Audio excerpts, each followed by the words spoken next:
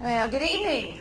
Good evening. Well, thank you so much, Jenny, for the invitation to be here tonight. It's a great pleasure, and let me just say how much I appreciate what your organization does for the state of Oklahoma and certainly for the conservative movement in our nation and fighting for our protection of our freedoms and our liberty and our Constitution and our states' rights. Those are all very important values to me and ones that I've been fighting for a long time. So I appreciate all of you coming out here tonight and appreciate the invitation to be here.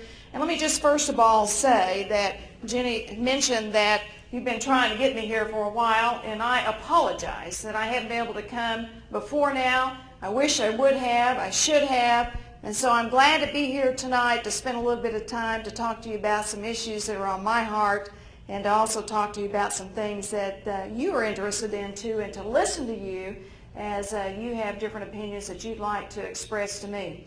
Now let me just first of all say I have a great appreciation for just the title of your group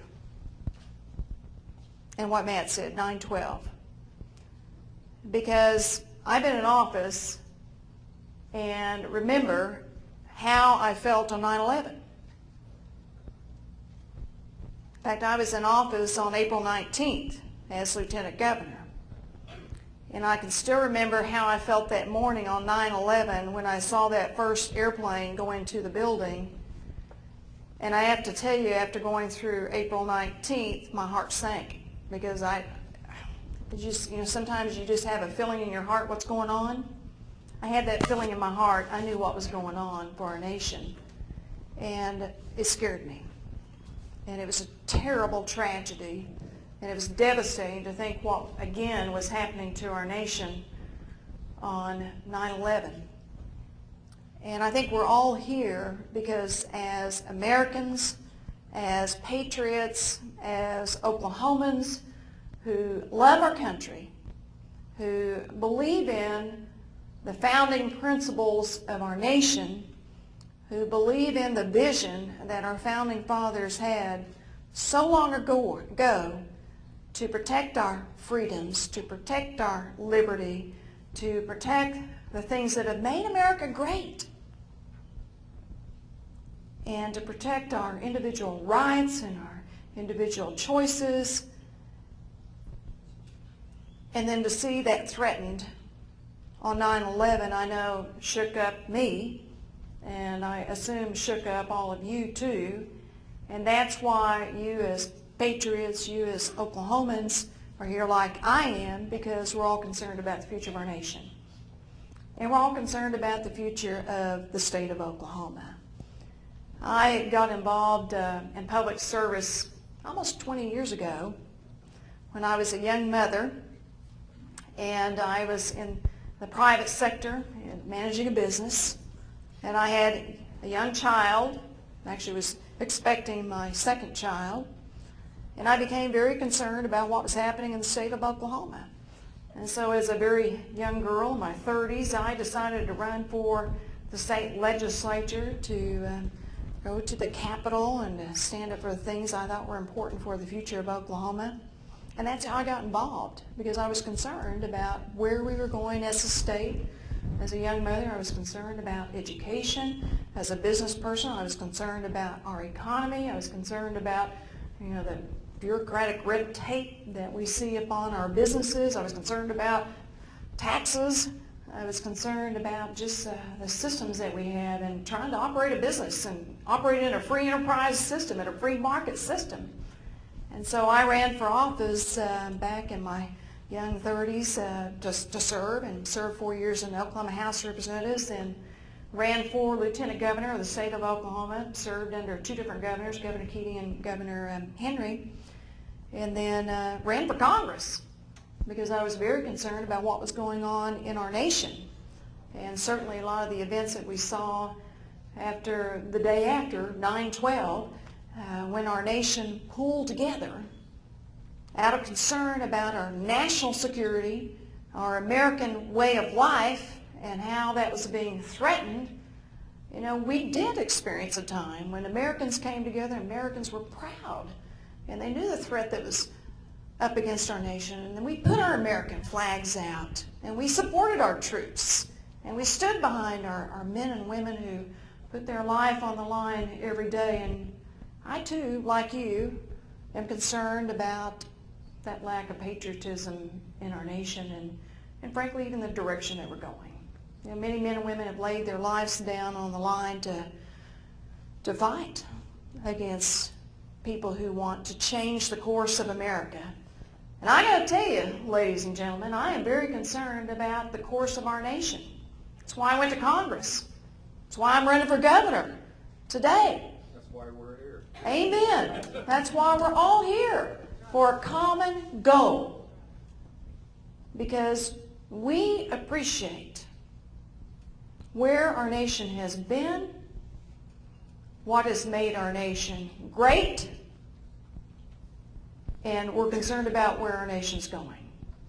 Now, I got to tell you that being in office for a while, I mean, you and I appreciate the opening comments about being a nonpartisan group and being concerned about common, issues and values.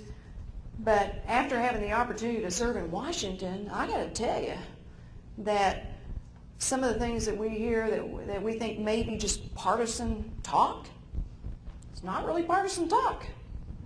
There are people who really do feel differently than how we feel, that do want to take our nation in a totally different direction. And our way of life is being threatened, really threatened. I mean, you think about the mountain of debt that we're seeing upon our nation. Now, China owns half of the stocks, the bonds and holdings of our nation and our monetary value of the United States. You look at Greece, Portugal, United Kingdom, you look at France, you look at all the other countries that have piled upon so much debt compared to their gross domestic product and how the government consumes so much of that. We're going down that same path. We are there. And so when you hear people say, well, that's just somebody being partisan, it's not partisan. There are really people who believe those things at our nation's capital because I've been there and seen it. And that's one of the reasons why I'm so passionate about standing up for limited government, keeping our taxes low, protecting our Second Amendment rights. It's very important. That's why I support open carry. That's why I support that for our state. That's why I am very worried about Obama's health care bill and how that changes the course of our nation too, because it takes away free market systems. And I believe it's unconstitutional. And by the way, I'm the only candidate in this race for governor now that if I were governor, I'd file a lawsuit to stand up for Oklahoma's rights to challenge the constitutionality of Obama's health care bill. And I've been doing that. That's not a new position for me. As a member of Congress, I've already been doing that. But let me tell you, the other person in this race for governor doesn't feel that way. And that other person in this race for governor is a second in command of the state like I was as lieutenant governor. I've never seen that person ever say, I believe that's unconstitutional. I've never seen her say that. But you've seen me say that. I've said it time and time again. In fact, I filed on an amicus brief with Congress to challenge it. I'm not scared to take a clear stand on those things. I've always been pro-life and stand for protecting the sanctity of life. I voted that way my whole 20 years in office. Those aren't new things for me. I've always stood with our men and women and our veterans, and I'm on the Armed Services Committee. I know how important it is protecting our national security, protecting our nation against those who want to threaten our way of life. But I got to tell you, the path that we're going on as a nation right now is scary. Because I've actually heard some of my colleagues say that they do want changes into a single-payer universal health care system. I've heard some other members of Congress say that, and they have said that the new Obamacare health care bill is the first step to get there. That's not just political rhetoric, that's really how they feel. And I've heard some members say, well, we're just not smart enough to make our own decisions. You know? I think we're smarter than the federal government any day, anytime, anywhere. They screwed a lot of things up. You got Medicare, Social Security, those type of systems that are about to go broke. You got a huge federal deficit. And you got those in Washington that want to coddle other nations and support terrorism. There's a lot at stake. And I got to tell you, ladies and gentlemen, there's a lot at stake in this election, not only for Oklahoma, but for our nation.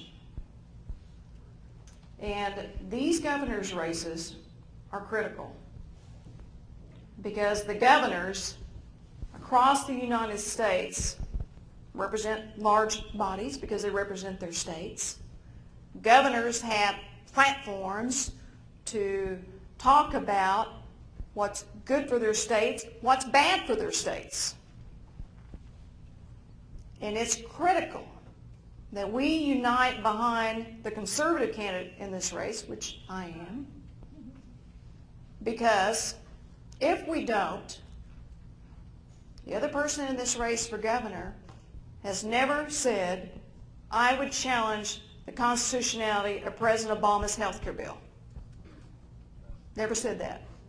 The other person in this race has never said, I'm against cap and trade. I'm against energy taxes. Has never said that. I've said that. I've been on the floor of Congress saying that. I've given it in speeches everywhere I go.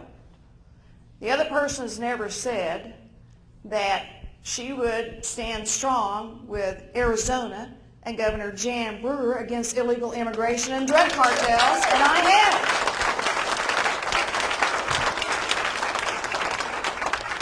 And that's why Governor Jan Brewer, who I've known for 15 years, I mean, she calls me frequently. She's endorsed me. I appreciate that. And she said, Mary, she says, you got to see what they're doing in my state. She said, we got kidnappings on the border. We got human trafficking.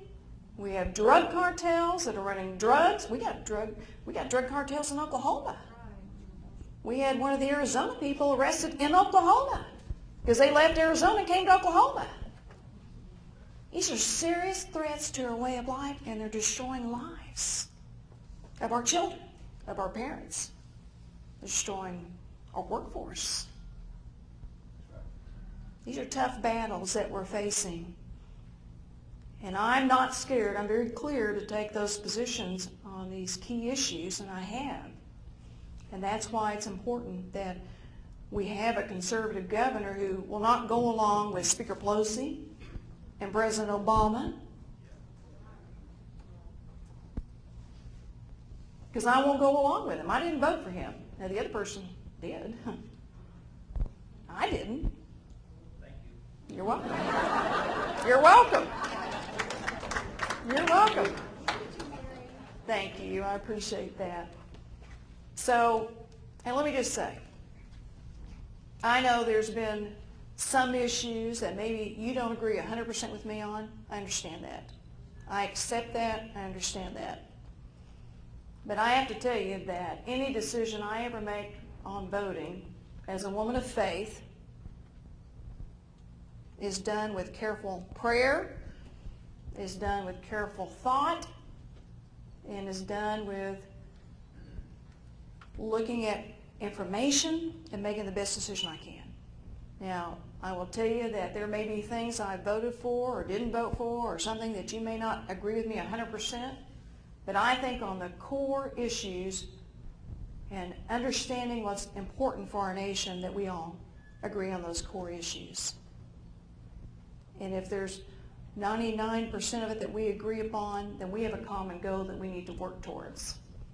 And that is making sure that the United States of America still believes in free enterprise, still believes in democracy, still believes in personal responsibility, still believes in being financially responsible, still believes in protecting our borders, still believes in a strong national defense, still believes that it's the individuals who create wealth and opportunity, not the government.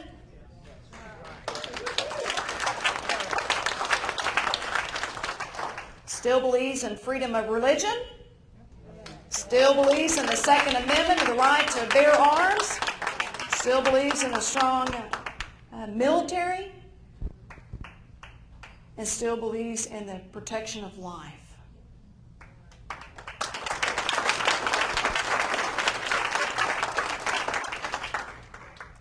Those are the things I believe in. And if you believe in those things, and I believe in those things, then we got a lot of work to do. We got a lot of work to do on behalf of our nation and behalf of the state of Oklahoma. Now let me just tell you, there's a lot of people in Oklahoma hurting. We got to focus on jobs and opportunities in our state and creating the very best business atmosphere so people can support their families. That's what people need. They just want a job. They want us to keep their taxes low. They want us to keep government out of their business. And they just want a fair shake in running their businesses. I've had so many business people tell me, you know, Mary, I'm scared to death about what's going on in Washington, D.C. You know, I'd like to expand my company. I'd like to add more jobs, but I just never know what's going to come down out of Washington. They're talking about raising taxes. They're talking about taking over industries, whether it's healthcare, whether it's the car industry, you know, whatever it might be. You know, we're scared to do anything because we don't always know what's going to come down upon our business. The rules, the regulations, the taxes, the heavy-handed government itself. They're saying, just leave us alone. Just leave us alone. I understand that. I get that. And that's important to me too. But we got to put Oklahomans back to work. I did what's called a working tour across Oklahoma, and for 15 days I went out across 21 counties, and I worked other people's jobs. It was kind of fun. I was a waitress at Malon's Barbecue in Muskogee. I was a machinist at Webco making drilling pipe, put on my steel-toed boots and my jeans and my goggles and my earplugs. That's kind of a boring job, frankly. I went into Novato, Oklahoma, and then I worked for a veterinarian, and they had me cleaning a dog's teeth. Poor dog. Had his tongue laying out of his mouth. But they told me I was going to spay a cat, so I was thrilled I didn't have to spay a cat. That was going to be gross. Although I'd pass out if I saw some blood. Went up to Guyman, Oklahoma, and caked cows. That means that you feed cows. That was a lot of fun. Had a good time doing that. Went into a couple of emergency rooms and intake workers coming through the patients, coming through the emergency rooms. Worked in a couple of retail stores, taught a couple of classes around. But you know, one of the things I heard from Oklahomans going to work every day? I said, we just want to know we're going to have a job. We want to know that we can put food on a table, that we can make our house, our rent payment, that we can send our children to college, and we just don't want you raising our taxes on us. That's what we need. And we want to be able to choose our health care. We don't want the federal government coming in and telling us what kind of health care system we're going to have. That's what the Oklahoma workers told me. And then as I visited with the small businesses and talked to our business owners, they said, you know, we just don't want any more bureaucratic red tape. We just don't want government interfering in our business. Don't raise our taxes. Give us a better education system. Make sure our children can read and write and do math and English and do arithmetic, and then we have the workforce that we need. We can't find people who can read and write in our businesses. Absolutely. She's saying we don't do enough on American history. Absolutely. If we don't know where we come from, how do we know where we're going? You know, absolutely. Knowing about where we came from and our freedom and our Constitution. All those things are so important. And those are important values to me. There's a great fact, I don't think you call it even a saying, it's just a great fact that through grade 1 through 3, you teach a child, you teach a child to learn to read. But from 3 on, A child reads to learn. And if they can't read, they can't learn. But yet we have a system that just passes the kids on down, whether they're ready or not. That is a tremendous disservice to our children. It does a tremendous disservice to the parents. I'll never forget, one year there was a mother who had a daughter who was graduating from high school. And she got ready to take her senior year exam, ACT, SAT, and all that stuff. Child had done good, A's and B's all through high school. Mother was so excited for her to go to college, but she did terrible on her ACT score. She did terrible on her testing. And what the mother found out was the girl still read at the 8th grade level. But she had a high school graduation certificate saying that she had finished her senior year in high school, and her mother was all excited that she was going to start college, and the mother was devastated.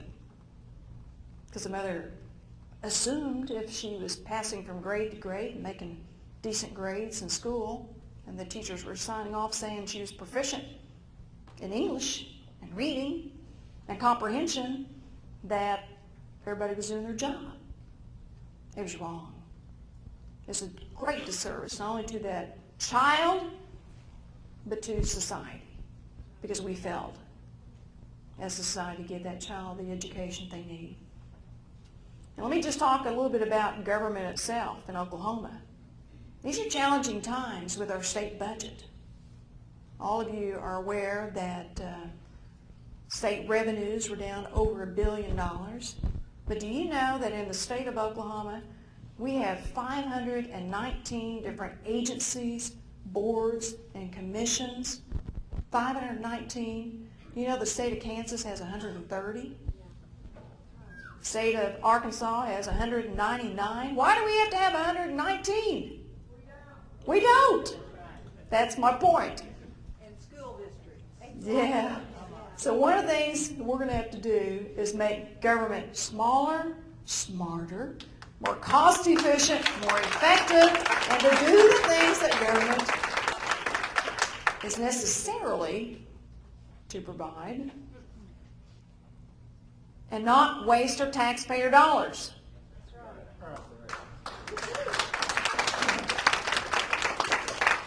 And so, given the opportunity to serve, I'm going to do everything I can to make government lean, mean, and efficient. And not mean in a bad way, but just make it as efficient as possible, because that's our money. That's our money that is being spent in government. And my guy over there is saying, "You're talking too long." I'm having a good time. I'm enjoying just getting to visit here, but he's kind of said, it's enough. But anyway, let me just say, I need your help.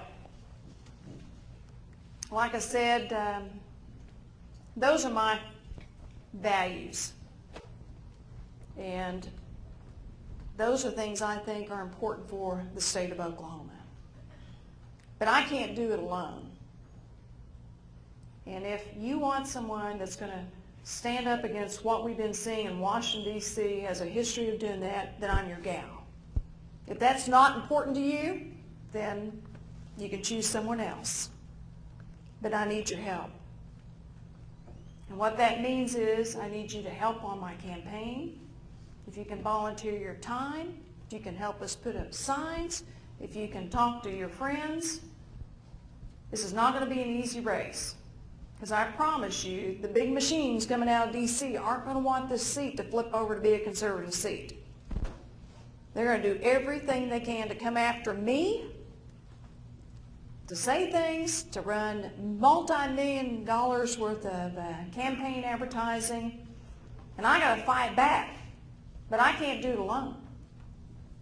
So if the things I talked about are important values to you, I need your help. We got 3 months left in this campaign. And if you would like to receive any information, I have sign-up sheets there in the back, and you'd love to have you on our email list. I will tell you, yesterday I had a wonderful meeting with Senator Randy Brogdon, and I got to tell you, he has my utmost respect.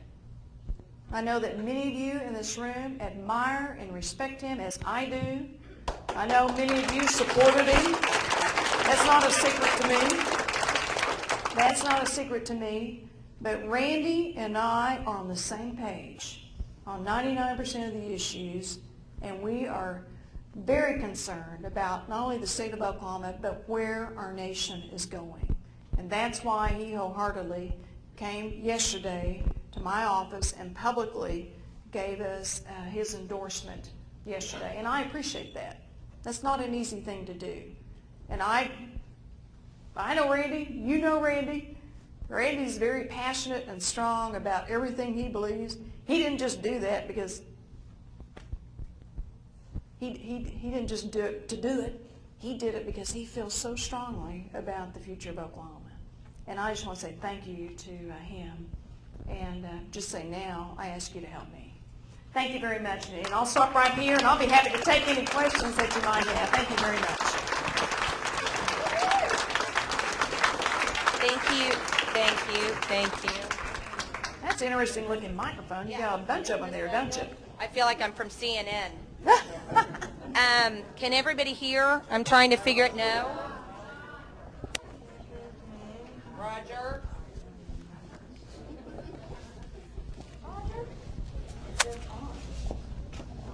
Check, check.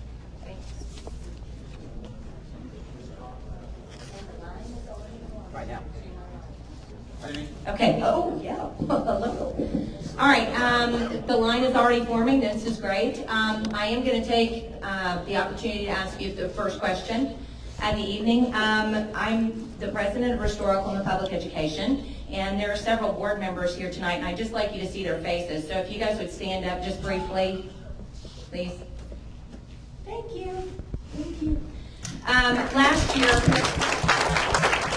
I'm very excited to hear you talking so strongly about education, because the reason why we're here is because our kids know nothing about history.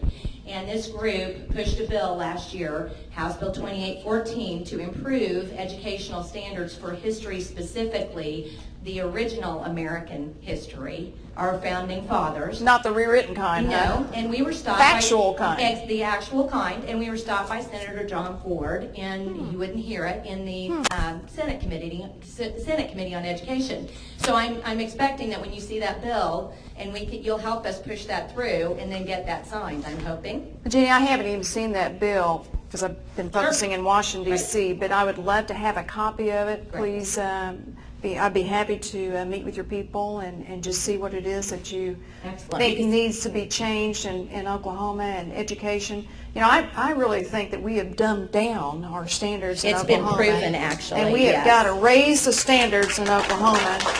It's critical for our future, it's critical for our workforce, and it's critical for job attraction. And Well, job but to do that retention. is going to mean standing up to the OEA, who has spent millions of dollars to push 744. They didn't this year, endorse so- me, and by the way, I'm against 744, Okay, so need you don't to have to know worry that. about that. They did not endorse me, but they did endorse Sherry Askin, so. And that's what we need to know. Are you going to stay strong against the unions and help us to improve Absolutely, education in Oklahoma? absolutely. Well, Thank you. Absolutely. You know, Excellent. my goals is raising the bar, creating better standards. You know, that will be where my focus will be, and they haven't supported me. Excellent. I'm actually happy to hear that. All right, next.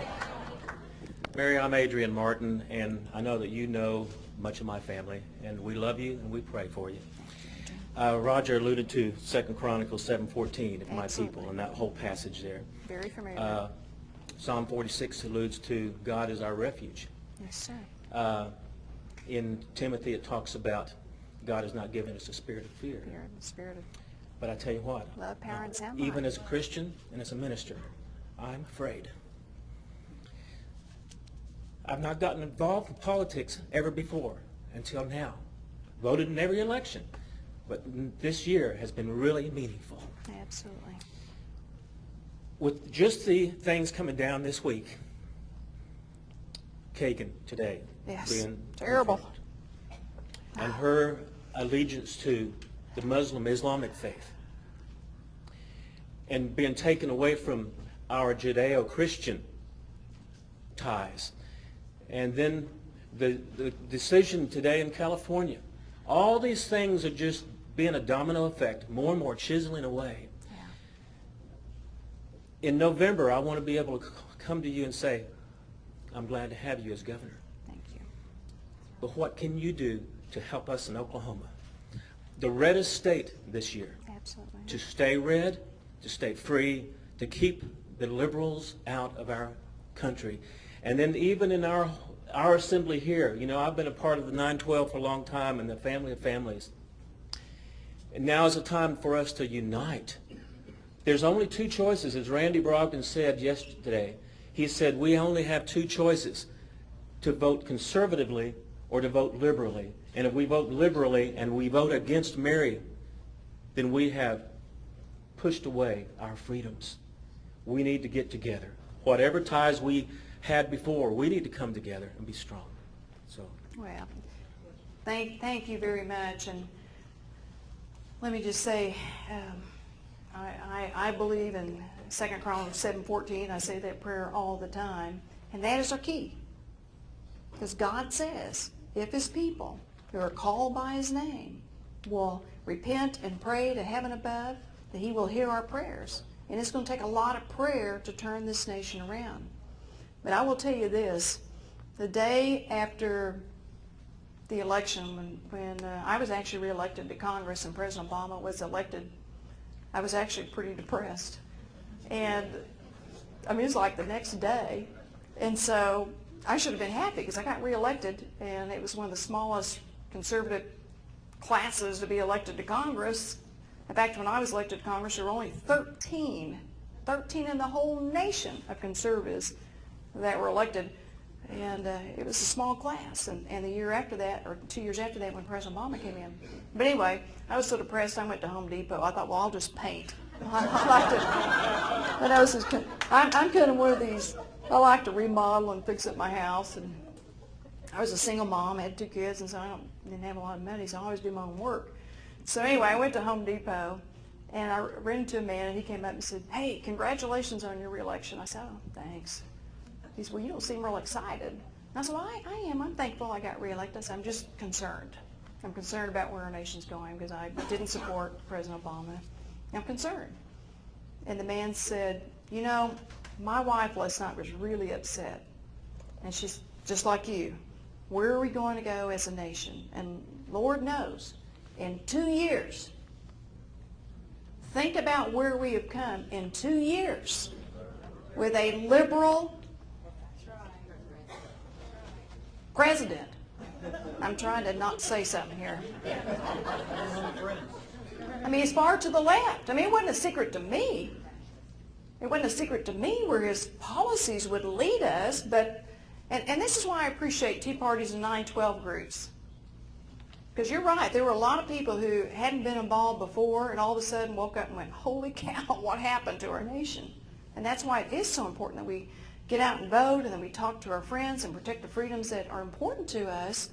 But anyway, this man said, my wife said to me, hey, I'm just devastated that this is our president.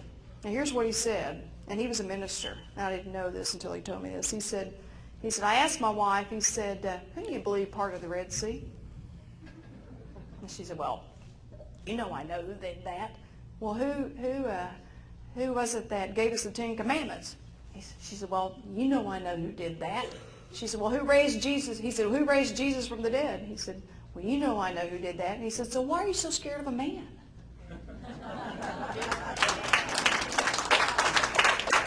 As people of faith, we have to remember who's on the throne.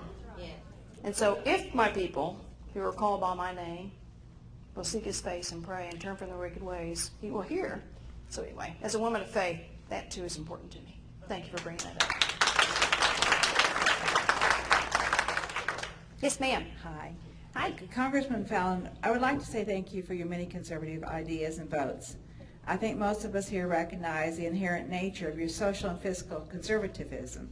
However, how can we trust you will follow the principles of the founders, the U.S. Constitution, the Oklahoma Constitution, and fight for states' rights against the federal government when in the past you voted for bills like TARP that, regardless of the information you had at the time, and regardless of all the constituency calls you received against TARP, and at best a bill that was in the constitutional gray area and at worst was helped propel an all-out assault on we the people? How can we trust you? Well, I think you can trust me, and I hope I've demonstrated that by the things I've talked about today that are principles for me. And as I told you, I don't cast any important votes without careful prayer, and that's where my heart is. So if you know where my heart is, hopefully you'll understand where I'm coming from. And like I said, we may not agree upon all the issues, but I bet we agree about 99% of the issues. And I understand, I hear you, that you didn't like that vote. I understand that. So moving forward, we got to move forward to stand for things that are important to us today. I accept the fact that you didn't like that vote. I hear you. And just know that my heart was through careful prayer that I made that decision.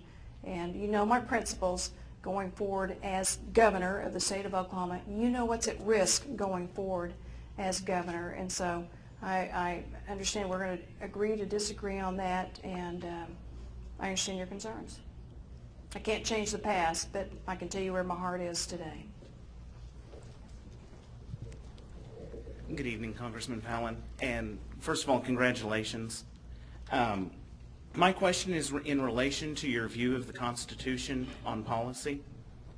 You've previously stated that you're pro-life, that you're pro-10th Amendment, and that you're going to stand up against Obamacare, and I like all of that. Thank you. However, 2 weeks ago, in an interview with Pat Campbell on KFAQ, you said that the vote to take over private businesses through TARP was constitutional, and you defined constitutional as the fact that it had not been struck down by the Supreme Court. Since the Supreme Court has ruled in favor of abortion and has yet to rule on Obamacare as to whether it believes that Obamacare is constitutional or not, why is the High Court the litmus test for TARP and not these other issues? And if the High Court does say that Obamacare is constitutional, will you flip your position? Well, first of all, let me just say, I don't think the Supreme Court's always right.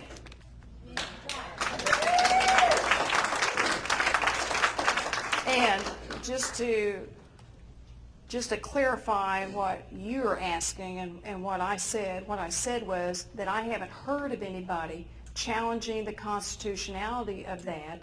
Someone said they believed it was unconstitutional, and I said, to my knowledge, no one's challenged the constitutionality of that, but it is decided in courts if it is. But I challenge things that I believe are unconstitutional, and that's why I challenged the Obama health care bill, and that's why I am pro-life.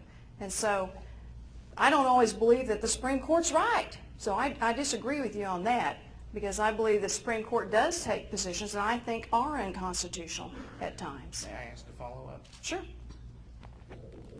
In that case, if I misunderstood your quotes, I will apologize. That's all right. However, does that mean that you believe that government taking over businesses, private industry, is therefore constitutional? I think there's a role for government to play in making sure that we have free markets, that we have fair playing fields when it comes to free enterprise, and you have to have systems in place that will allow that free enterprise system to work. That's what I believe in. But no, taking over marketplaces, no. That's why I fought against President Obama's health care bill. That's why I'm against cap and trade. That's why I've already fought and stood against those things.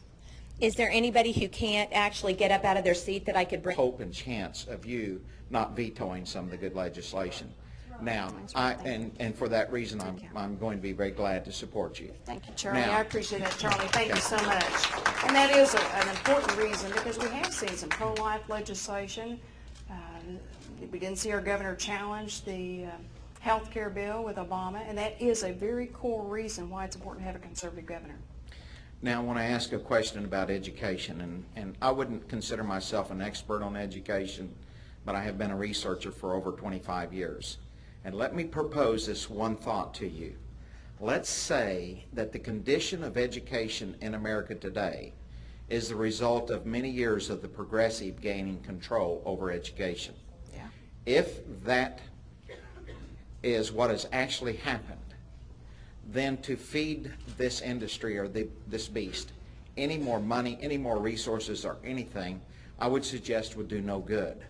What I believe would be the most helpful thing that we could do for the children of this state would be to institute competition. Now, there's a couple ways to do that. The way I prefer is through a voucher system. And let me suggest that through a voucher system, we could actually empower parents to direct the educational choice for their children. And about 10 years ago, there was a U.S. Supreme Court decision, actually got it right, and this is what it said. If a state passes a educational choice system to empower parents to direct the educational choice for their children, whether that be sectarian or non-sectarian, for the state to require admission standards or outcome standards would be an unnecessary entanglement of the First Amendment. The U.S. Supreme Court in that case got it right. So we really actually have an opportunity to craft a quality bill to empower parents without the state having all these strings attached. And I would suggest a voucher bill that would allow a $1,000 voucher per homeschool student that the parents could use for curricula or activity fees of their choice. That's it. They can't put it in their pocket. They use for that. And maybe a $4,000 voucher bill, a $4,000 voucher scholarship, or whatever you want to call it, for those in primary schools, maybe $5,000 for others. Might not pay all the tuition. Some schools it would, some schools it wouldn't. But it would be so helpful. And what we would see with time is private schools having the finances to pay teachers who could be liberated from the controls and use their genius, their educational genius, to teach the subject as they know it the best. And so what we would see is some movement into private schools, some additional movement into homeschooling, and as the government schools, and I don't call them public, they're government schools, as they lose clientele, they will then be forced to make the reforms that they actually know how to make, but they refuse to make now because the number one problem in education is a monopoly on funding. So my question to you, and I know it's a long setup, would you support educational choice? Would you support vouchers to empower parents to direct the choice, educational choice for their children? Well, I've always been for school choice, and I think it is important to have more parental involvement and local control in our school systems. And I appreciate you going through all that, the litany of important points to make about education, but I do think that we have to have more choice in our school systems. I'm glad the legislature made some movement towards that this year, especially with special ed and especially with our autism kids, which I think was important. Special needs. I'm proud that they stepped towards that. And I think we should work towards that goal and looking at ways that we can implement steps that will give parents more authority over and more choice over where they do send their children, because there are children that are trapped in bad schools and they keep doing the same thing over and over and over. That's also a reason why I support the pay for performance for our teachers. You know, not to reward people based upon the years of service, but to reward them based upon the outcomes of their children. Well, you had to have information we don't have. Well, actually, yes, I did have a lot of information. We had a whole lot of briefings by President Bush, by Dick Cheney, by the Treasury Secretary. The business community called me telling me that the credit market was frozen, and you know the way businesses, in fact, let me just tell you what one lady told me just last week. This downtown Oklahoma City has a clothing store. She said that during that time when the financial markets were tightening up and the credit market was at risk, that we know we had banks that were failing in different areas of the nation. We know that some of the big lenders were in financial trouble. We know that. But she said, you know, Mary, the way my business works, because I place an order usually in August to buy goods for my small business. And when I place that order, the manufacturer makes the goods. And they make the goods based upon my order. So the manufacturer goes out and borrows the money to make the clothing that I have ordered. And so after about 5 to 6 months, that item is ready for me to have shipped to my business. Now, the manufacturer has to have a line of credit to be able to buy the goods to make the item that she's ordered.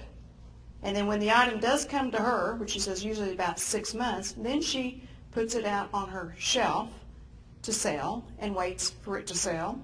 Who knows how long that would be. And she said, but I have to have a line of credit with my bank to be able to pay the manufacturer to wait till that item has sold, which could be 7 or 8 months. And she said, Mary, during that time period, when the markets were tightening up, she said, I couldn't get a line of credit. She said, I couldn't get any money. I couldn't even stock my business. She goes, I thought we were going to go bankrupt and close.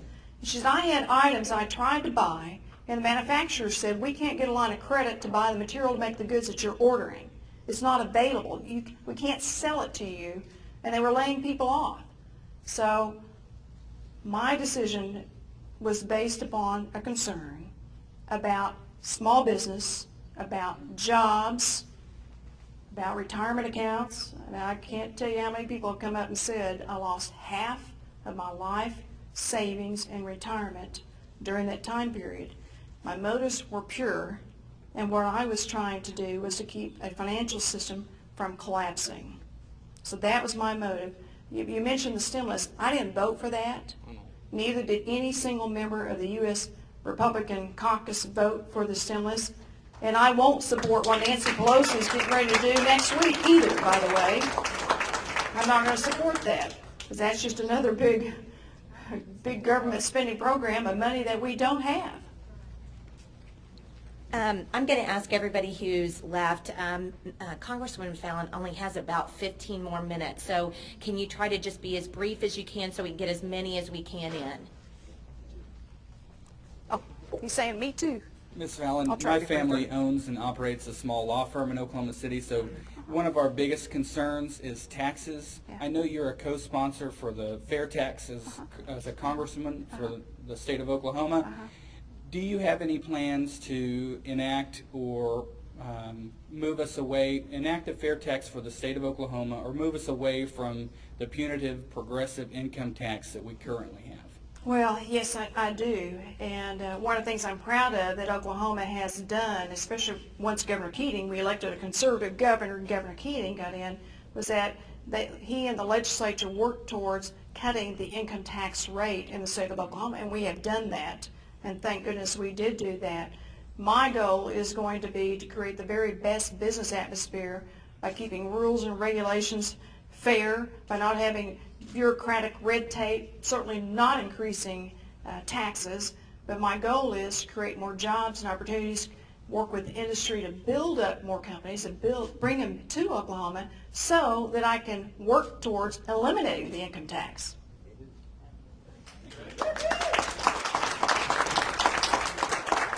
I got a Boy Scout. My son was an Eagle Scout. Are you an Eagle Scout yet? No. Nah, well, you got to About to work be. hard. It's a great thing to put on your resume. It'll help you with jobs someday. What do you think about the fine against farmers creating dust?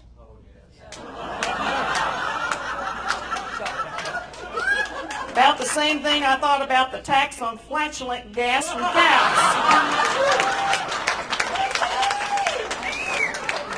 Can I say that to a child? Yes, sir. In one word, describe why people should vote for you. I'm the conservative in the race. How long have you been in Congress? I've been in Congress long enough to know I want to come home. 4 years. 4 years. That's a good question. I don't like it up there. Ms. Fallin, Yes, thank sir. you for being here tonight and You're welcome. taking our questions. You're welcome. My name's Cliff Critchfield, and I believe in God, gardens, and guns, Me too. and a government of the people, not of the politicians. And I'm so frustrated with politicians from state level to national level not listening to the people and what we want and what our ideals are. And my question is, even if Washington is holding us hostage as a state with their federal funds, will you have the fortitude, the backbone to stand up against them and say it's not what the people of Oklahoma want? Oh, absolutely. Absolutely. And that's what I did on the health care bill itself. You know, and one thing is that I don't like that Washington tries to do to states is hold them hostage with strings attached. That does happen. And just like Washington trying to interfere with the immigration laws and what's happening in Arizona. I mean, Arizona's just trying to enforce what's already law. And where do they come down thinking that they can interfere with what already is law in protecting our national security and our freedom? Yes, sir. What do you think about the health care, or what are you going to do about the health care bill? Well, I hope that we can repeal it, to get rid of it, and replace it. That's a good question from a very young man who's concerned about his health care. But let me just tell you this. Here's what we've been talking about in D.C., if you want to know what the conservatives are talking about. We would like to repeal it. That's our basic point. We would like to repeal President Obama's health care bill because we do believe it's unconstitutional.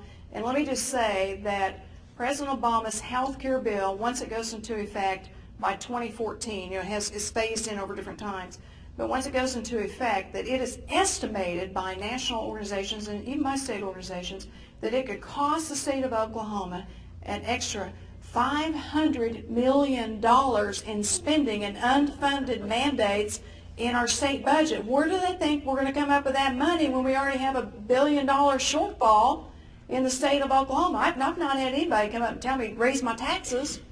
I've had everybody tell me lower my taxes. So we don't have the money for the unfunded mandates, plus the fact, frankly, it creates a whole new huge entitlement system by the expansion of Medicaid in the system itself. Now, that all being said, the reality is that President Obama is going to be in office for another 2 more years. But come January, they will start a new presidential campaign. My hope is that we can switch over Congress to where we have conservatives in Congress that will vote to repeal that. I don't know if the Senate will switch over, but there's a great chance of that. And then we're going to have to get a new president to where we can repeal the health care bill. So a couple things we can do right now. A lot of people say, what are we going to do right now?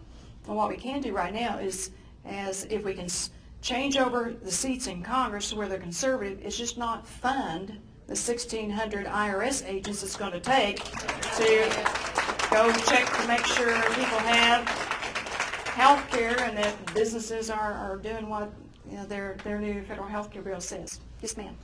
My name is Jo Joyce, and I'm here with Jenny also for the schools.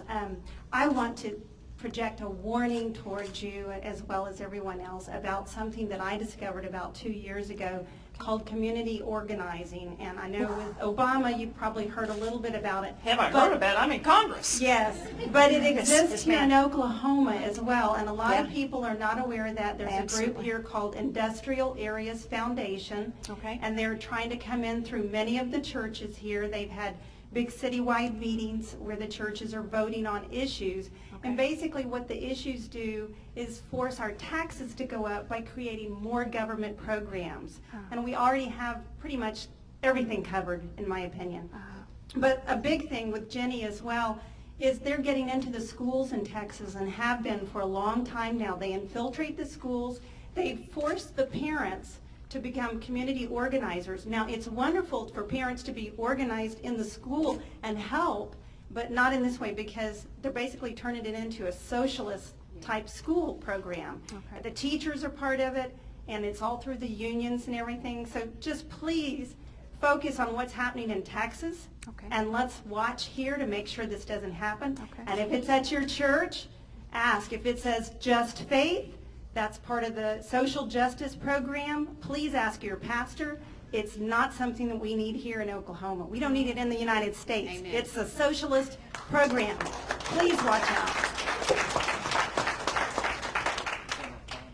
Okay.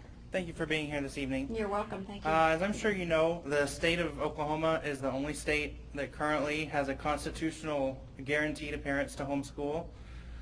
I was wondering, the last several years, our state legislature has tried to pass bills requiring us to register with the school board or get our curriculum approved.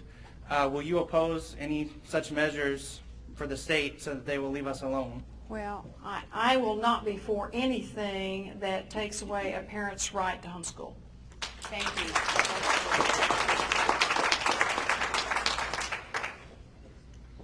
Good afternoon, Congressman Fallin. I'm Jerome Montgomery. I've met you before. I'm the Americanism chairman in the Elks for the Flag Day, and thank you for being there. I have a question to ask you applicable to national sovereignty. It's about the North American Union, and I won't get into the totality of the history of this, but it's extremely important.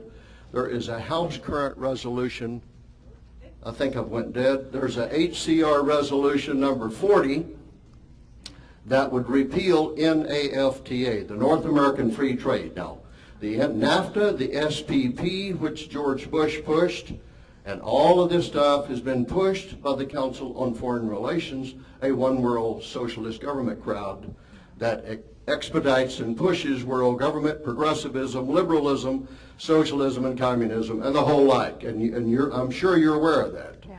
What would you do, Congressman Fallin, as governor, to do anything and or everything to stop, halt, eliminate that TCC, the Texas Continental Corridor, which is the onslaught to no borders to Mexico, the United States, and to basically, and Canada, and to merge ultimately, according to Bob Pastor, who created the book called Building a New American Community, North American Community. And what would you do, Governor, to stop, halt this type of onslaught to divide the United States? It's extremely big and important. You don't hear much about it right now, but what would you do, I hope, Governor Fallin, Congressman Fallin, to stop that or to halt it? Well, let me just first of all say that anything that threatens our sovereignty as a nation, that threatens our states' rights, I will be opposed to. I will be opposed to that.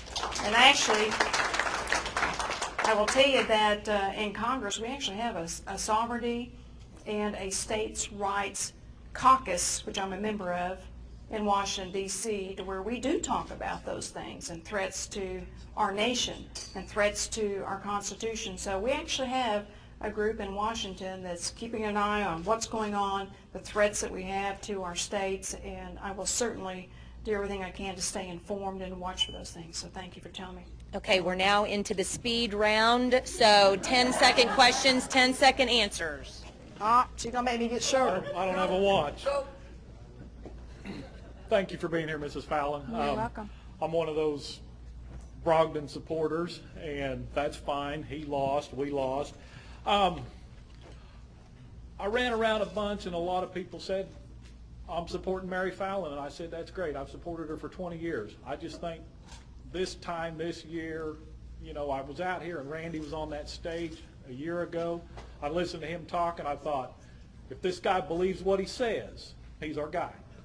And I run around with him a little bit, got to know him a little bit, and I came to the conclusion that he believes what he says. I listened to you tonight, and everything you say is great. I'm with Charlie Meadows on, you know, listening to what you say. It all sounds good. I've just got one concern. You know, we talked about TARP. I'd give you a pass on that. Your president was for it. You're a freshman congressman. Paulson was for it. Bernanke was for it. You know, I'm trying real quick. I'm trying. Clarify. I heard something you say about a week or so ago that was disturbing. Maybe I heard it wrong. You said that in the shape of the economy right now would be a bad time to lower taxes. Did you say that, or did I hear that wrong? And hey, I appreciate you asking that. Let me tell you the context of what that was asked. Please. Yeah. I had a reporter that came up to me and said, when you take office in January, on your first day of office, will you cut taxes the first day of office? That was his comment to me. And what I said was, we have $1 billion shortfall in the state of Oklahoma. We're going to have $1 billion shortfall starting when I take office. There's going to be some tough decisions that we're going to have to make. I said, I don't think you can do it the first day of office, but is that my goal, to cut taxes? Yes, it is. And that's what I said. Now, you can't help what a reporter puts in a headline, and what the reporter put in the headline, Fallin says she's not going to immediately cut taxes. And I said, so this, okay, and I'll shut up. That was in respect to Oklahoma, not George Bush tax cuts that are expiring January 1st. Oh, I'm all for keeping the Bush tax cuts. You were talking about Oklahoma. I'm talking about Oklahoma. Okay. No, he was asking me about cutting the Oklahoma income tax, if I would eliminate that the first day I took office. Good answer. But thank you for asking me that. Because that's a good example of how people twist and turn things. And let me just ask you this: if you believe everything the media says, we got another issue.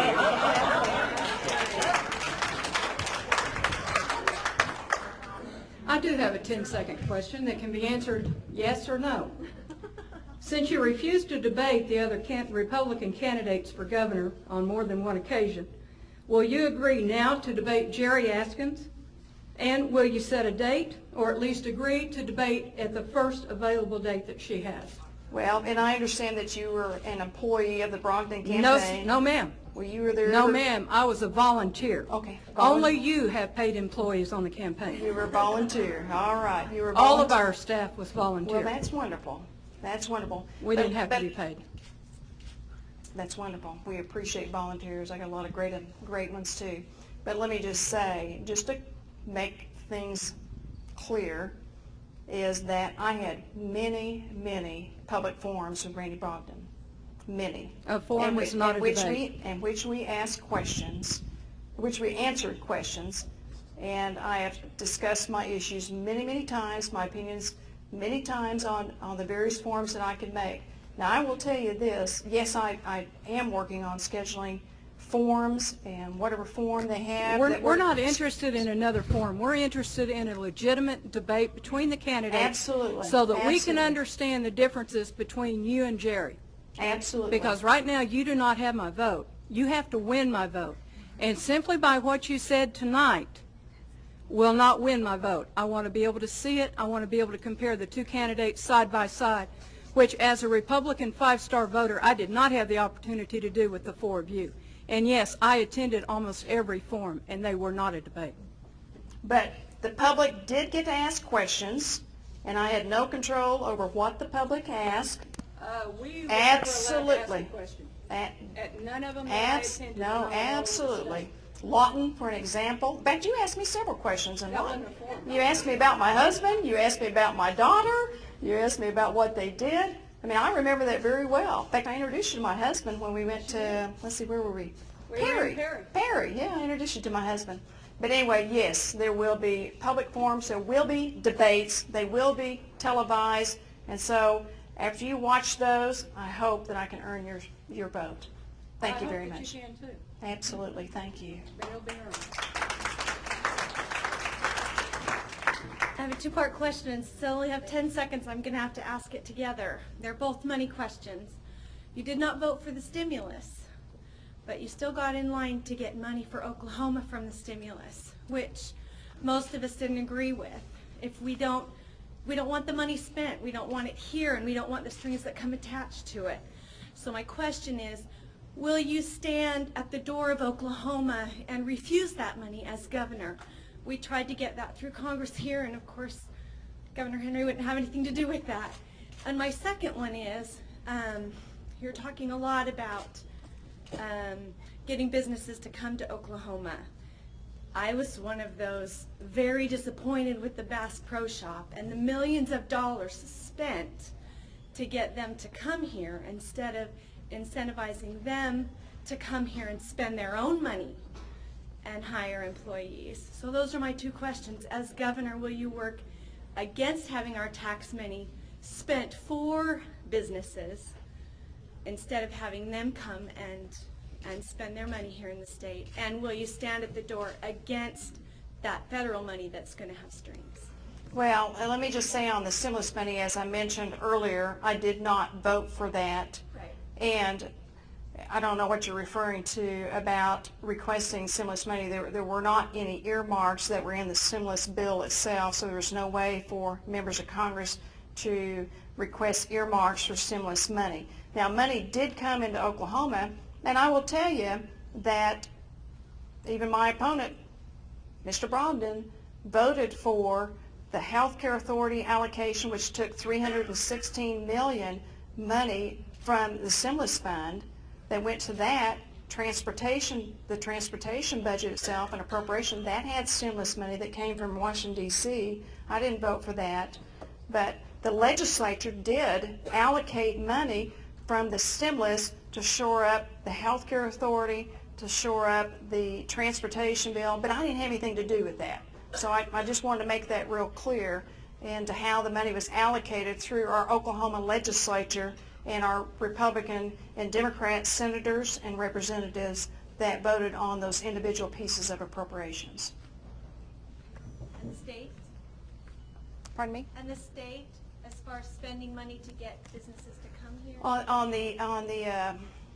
On tax incentives, yeah. Well, those weren't tax incentives. They actually paid $17 million to Bass Pro Shop to get them to come and set up in Bricktown. I just think that's wrong. That's a private business. That's their responsibility to spend that kind of money to come here. But I know you've talked a lot about bringing businesses here. Are you? So the question boils down to, I guess, how do you stand on private-public partnerships? Yes. Private-public partnerships. Well, I tell you how I stand on and I gave this example the other day. You know, that the state of Oklahoma has been in the lodge business with state parks and state lodges.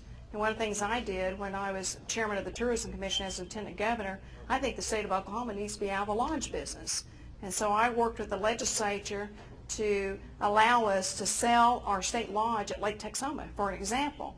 And I believe the private sector should come in to work to build tourism resorts, not the state of Oklahoma.